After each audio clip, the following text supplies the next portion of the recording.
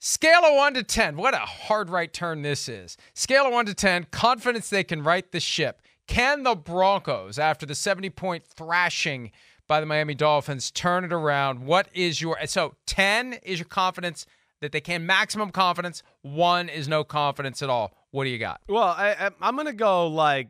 I'm going to go with a 6 as far as this here. I'm not going to let... again, they're 0-3. They could easily be 2-1. Game 3 was an absolute all-time disaster. But you mentioned yesterday, they got the Bears this week. They should win that football game. They're better than the Bears. They got the Jets the week after that, right? So they give themselves a fighting chance. I know they got, some other games coming up that are tough on the schedule, but, what is can right the ship? Can they get back to looking like a respectable record at the end of the year? Yeah, from that standpoint, I'll give them a 6. I think they can get maybe still to, I'm not going to say 7 and 10 is as out of the realm of possibilities for this football team yet. What do you think? It's lower than that? Lower than that. I think it's about a 3. And I think it all comes down to this weekend. If they lose to the Bears this weekend. Oh, well, yeah.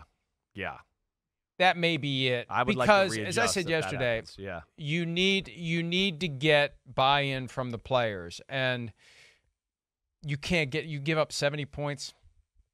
I feel like Sean Payton's going to have to do major construction on that roster after the year, starting with the quarterback, but you're going to have to wash out plenty of guys.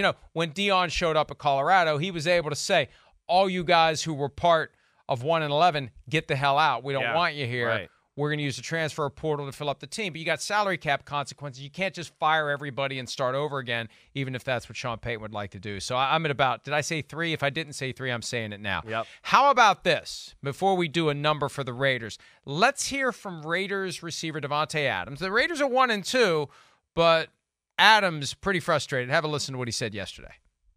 Don't act like it's all crazy. It's week 3, but I don't got time to wait around. I mean, it's not a personal thing. I mean, it is a personal thing, but it ain't just about me. But, I mean, it's not my mentality to sit here and try to take all season to figure it out. You use these early games like this to establish our identity, and we're not doing things the right way to establish a winning culture early in the season. So we got to do something to turn that around. Doing something about it so that when we go out there the next time, it looks different. It's not supposed to just be a week of just talking about shit. We got to go out there and do it. That's the theme of this year is doing it, not just talking about it and figuring out what we need to do. We did all that last year. This year we got to be about it.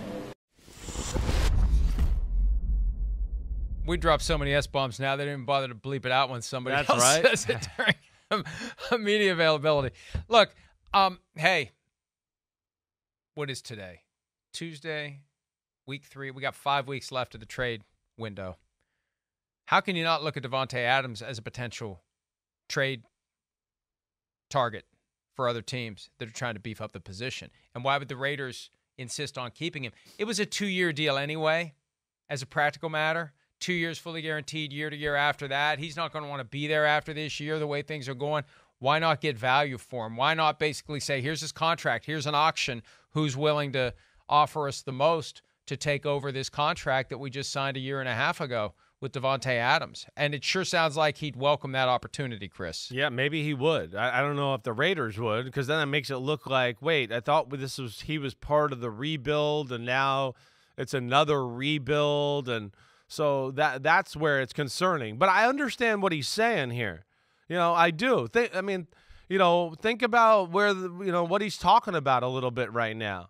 He expects them to be a little further along in where they are. We're okay, can't run the ball. Josh Jacobs doesn't look the same. We got no quarterback of the future to look at to go, ooh, wait, we're not far. We're coming up. There's still that, right? I mean, Jimmy G's not the long-term answer. The defensive side of the ball is Max Crosby. The Chandler Jones thing is weird. Their number 7 pick, Tyree Wilson's not totally himself after coming off a broken foot and all of that. There's no marquee players in the secondary there.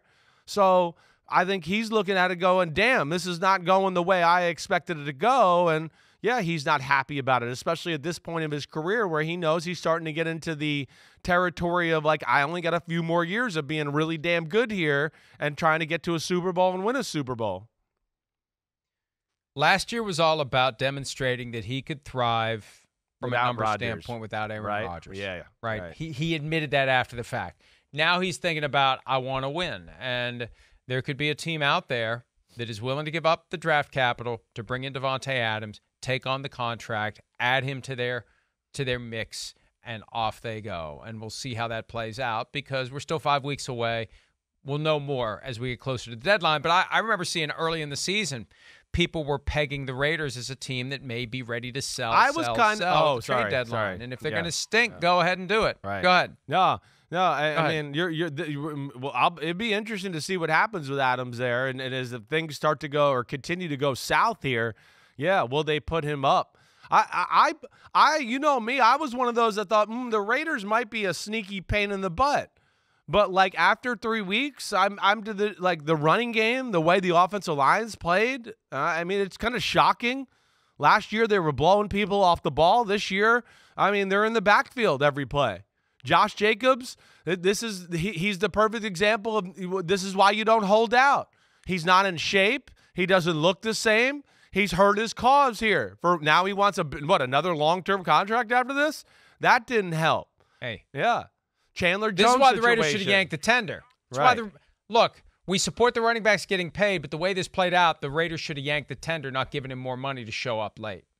I'm guessing they panicked there, But yeah, this is where it's a tricky one, and I know we have our scale of confidence here that you forgot about here that we're supposed to continue. What is to it? do. I was getting to it. If you would shut the hell up, I'd get to it. Okay. 1 to 10. What's your confidence in the Raiders? It's a 5, turning it you around? asshole. It's a 5. All right, that's what it is.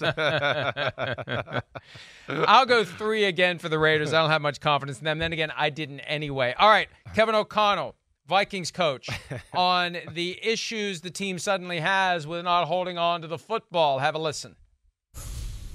We need to end every snap with the football in our hands, and that's going to be continued urgency and emphasis like it was last week, and we're going to continue to do it and do it differently and emphasize it different ways until that value is received, because that is a losing formula, as we've seen, being where we're at in the turnover differential right now. No, I think that's something that we're going to fix one way or the other. Either guys are going to do it, or we're going to have to put other guys in the game that have ball security.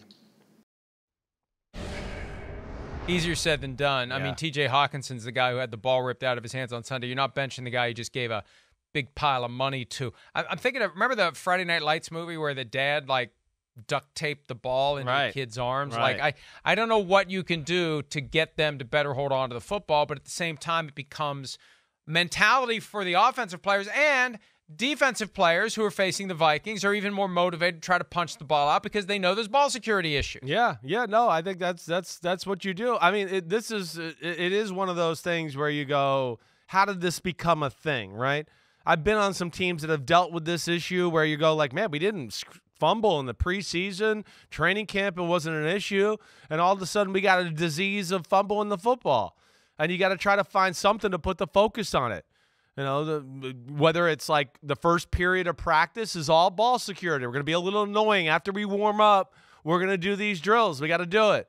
If you fumble during the week, you got to carry the football around the facility. I was a part of some teams that did that. You got to carry the football around the facility. And if somebody knocks that ball out of your hands as you're walking around the facility, you got to put $100 in the jar or something like that, right? Those are the kind of things you try to put a little light or shed some light on the situation.